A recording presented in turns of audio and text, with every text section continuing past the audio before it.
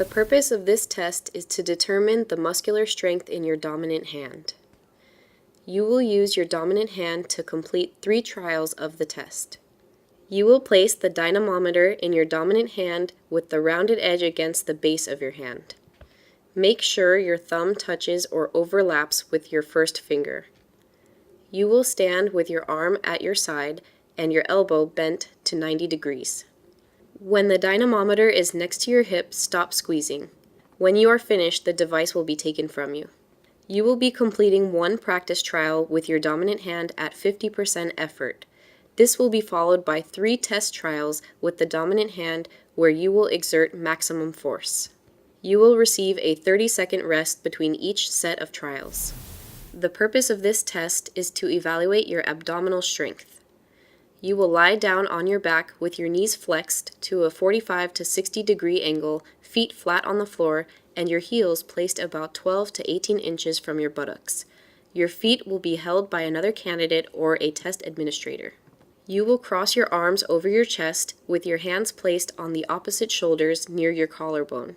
In this position, your fingers should touch the top of your shoulders. Your arms must maintain contact with your chest at all times. With each sit-up, you must curl your shoulders, keeping your lower back on the ground until you have curled the upper back, and finally come to a position in which your elbows touch your thighs. Make sure you curl your back, as this will force you to use your abdominal muscles and keep you from straining your back. Lie back down until your mid-back touches the mat surface, then curl up until your elbows touch your thighs to complete another sit-up. You will perform as many sit-ups as possible within a 60-second time period. You will be told when 30 and 15 seconds are left. A sit-up will not count if your arms are not in contact with the chest, your elbows do not contact the thighs, you do not return to a supine position with the mid-back touching the testing surface, your hips and buttocks do not remain in contact with the floor, or your fingers are not on opposite shoulders.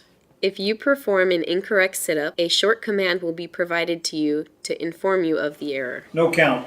Only properly performed sit-ups will count. You may rest between sit-ups, but the stopwatch will not be stopped. The purpose of this test is to evaluate your upper body strength. Your starting position requires that only your feet and hands be in contact with the testing surface. Your feet must be 8 to 12 inches apart and your hands placed slightly wider than shoulder width apart. Also, your arms must be extended and straight in the starting position. Your legs, buttocks, back, and shoulders must be in a straight alignment. To complete a push-up, bend the elbows and lower your torso until the elbows are flexed at a 90-degree angle. Your arms must reach a 90-degree angle with the back of your upper arm even with your back. To ensure you have reached a 90-degree angle, a foam block will be used. Your chest must touch the foam block when you lower yourself to perform each push-up. Once you touch the foam block with your chest, return to the correct starting position. When completing the push-ups, your legs, buttocks, back, and shoulders must remain in a straight alignment. You are to do as many push-ups as possible within a 1-minute time period. You will be told when there are 30 and 15 seconds remaining. You will be given only 1 opportunity to do this push-up event. A push-up will not count if you do not lower to a 90-degree or more angle and touch the foam block. Your legs, buttocks, back, or shoulders do not remain in a straight alignment. You do not return to the starting position with arms fully extended. If either of your knees come in contact with the test surface, the test will be stopped and your score will be the number of correct push-ups completed before your knees touched the surface. If your hands or feet are lifted off the test surface, the test will be stopped and your score will be the number of correct push-ups completed before you lifted your hands or feet. If you perform an incorrect push-up, a short command will be provided to you to inform you of the error. No count. Only properly performed push-ups will count. You may rest between push-ups in the up position, but the stopwatch will not be stopped.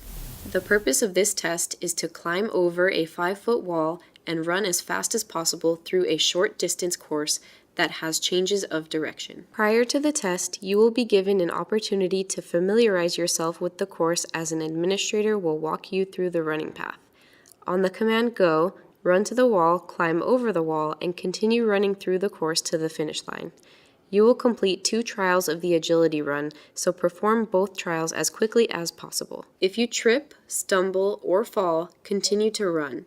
If you miss a turn around a cone or displace a cone during either trial, the test will be stopped. You will be given 2 minutes rest before the retest. If you miss a turn or displace a cone on the retest, you will not receive a score for that trial. If you cannot get over the wall on the first attempt during a trial, go back to the starting line and make a second attempt. If you are unable to climb over the wall on the second attempt, you will not receive a score for that trial.